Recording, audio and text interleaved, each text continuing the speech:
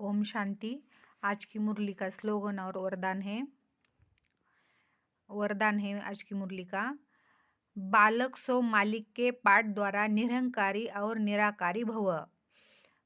बालक बनना अर्थात हद के जीवन का परिवर्तन होना।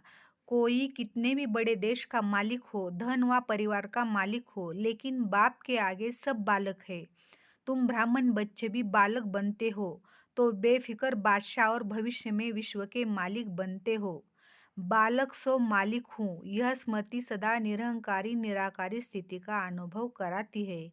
बालक अर्थात बच्चा बनना, माना माया से बच जाना।